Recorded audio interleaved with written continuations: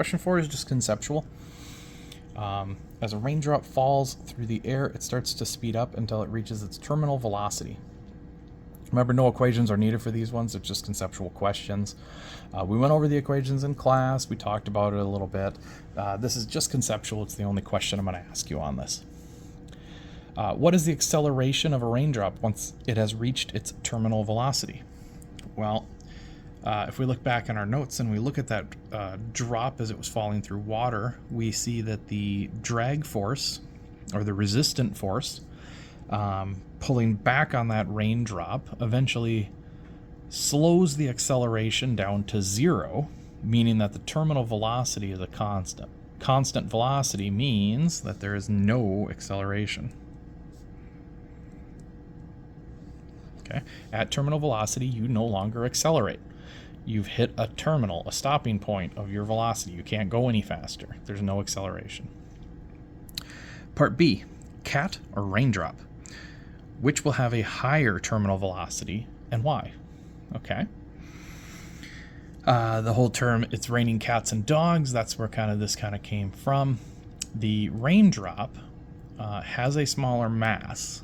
Okay, remember our resistive force was equal to negative BV, and of course you didn't need this, but everything was wrapped up in this B coefficient to get that times the velocity to get a resistant force. So this was all sorts of different stuff. There was also the other equation for higher velocities with a v squared, and that was dependent on area, it was dependent on the density at which things travel through, and there's a whole bunch of calculations we could do with this. We'd have to know a lot more information about what kind of cat. But you can look at this for a terminal velocity. Rain comes from the clouds and falls down to earth and hits you on the face. That's not carrying much force to it. There isn't a very high terminal velocity to a raindrop.